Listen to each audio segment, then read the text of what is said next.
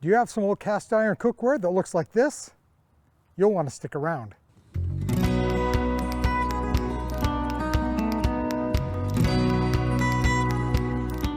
Welcome back to Outdoor Skills Made Easy. As you can see, we've got some cast iron cookware here that's a little bit rusted. We've acquired a couple of these. This is not as bad, but this has got some substantial rust. We're going to show you how to reclaim that. So I know there's a lot of different processes to reclaim your cast iron, but this is the thing that I found that's the easiest for me. It's very simple. You just need vinegar, a spray bottle, a scrubby, and I like to use some nitrile gloves so that I can keep the stain of the rust off of my fingers. Let me show you how it's done. First thing that I like to do is use some nitrile gloves because I really don't like the rust stains on my finger after you're scrubbing the rust off of the cast iron. And I like to put my vinegar and water mix at a 50-50 mix in a spray bottle. You can also immerse the whole thing and just let it soak that way. But if you're using 100% vinegar, then it's going to continue to pit the metal. And so a 50-50 mix is fine, and just spraying it on is going to be fine also. Once you spray it on there, you'll let it sit for 10 minutes to start, and then we'll start working it with a scrubby. And we're going to just start by spraying it down. You can see how that's starting immediately to attack the rust. So just get that nice and wet, do all sides. Try and not get this vinegar mixture on your clothes, because that could stain them. So that looks pretty good. We'll do the next one. This is not so bad. A little bit of rust, a little scrubbing to get that off. And then this one's going to season up very nicely. So we'll let those sit for about 10 minutes and then we'll come back and give them a little scrub. While we're waiting for the vinegar and water to work on the rust on these fry pans, thought I'd take a minute just to talk about my Dutch oven. You've seen that we use this one a lot, one of the many that we have. But one of the things that I do is after we're done cleaning, I don't use soap on this. I clean it out. I might put some salt and use that as an abrasive to clean it out, maintain the patina, rinse it off with water, and then I like to put it back on some heat and put some more oil over the entire oven. Then I keep a paper towel that goes inside and out, and if there's any excess moisture, it tends to dry it out, and then I keep that in a big Tupperware container that keeps it nice and dry. It's been about 10 minutes, and now it's time to get the brush and go in and start to scrub off some of the rust that's been broken up by the vinegar.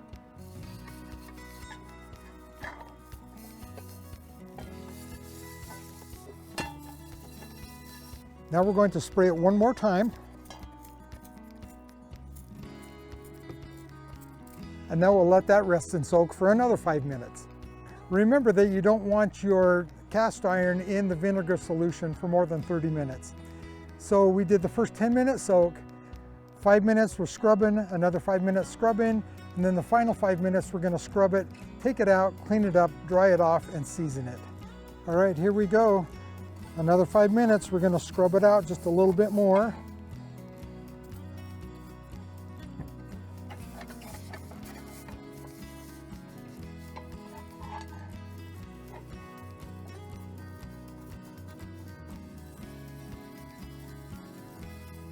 We'll spray it down one more time. And we'll give it another 5 minutes before the final scrub. So it's been another 5 minutes and we're going to give it the final scrub, and then we're going to rinse it off. And in this basin I'm going to wash it, and I'm actually going to use some dish soap, which I would never use on my Dutch oven that's got a patina. But this has no patina, has no seasoning on it. So we're going to get it down to the bare metal as best we can, dry it out, and then we'll start the seasoning process.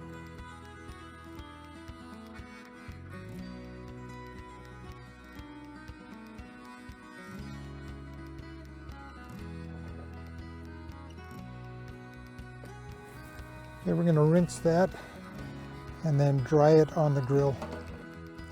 You want to scrub to make sure that you get all of the rust particles off.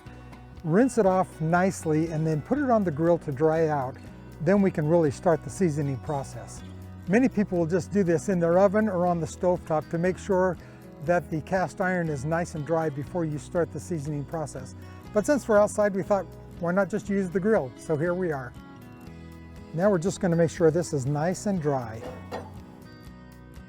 We've taken these off the grill. They're still a little bit warm, so we know the pores of the metal is still open. It's going to receive the oil nicely, and we're going to rub it all down, top and bottom, and then put it back on the grill and let it cook for about an hour.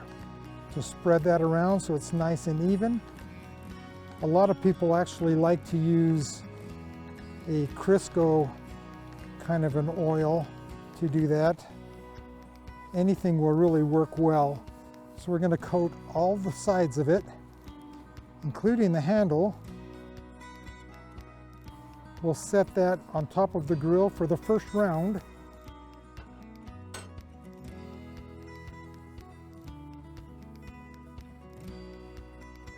You want to put oil on all sides of it, get it coated nicely, and then set it on the grill, which is about 400 degrees right now.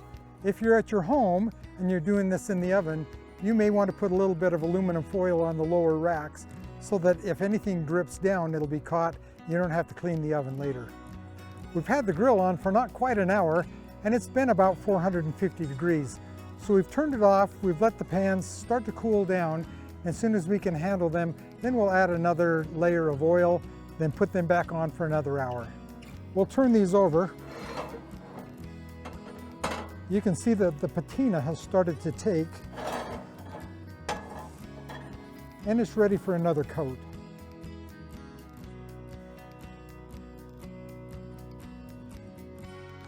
You'll want to make sure that you get oil on all sides.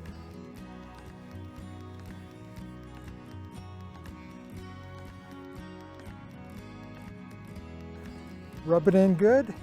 We'll put it back on the grill and restart it to 400 to 450 degrees. We're done with our second round. We've got a little bit of a patina going. We're going to open it up, check it out. That looks great. You can see a patina that's building here. Let's check the other side. That looks nice and smooth. Let's look at the other one. That looks great. As you continue to use your cast iron, clean it properly and add a coat of oil at the end, the patina will continue to grow and grow, and it will be better and better and really will last for generations. We hope that this has been informative for you, and we hope that you'll join us again at OSME TV.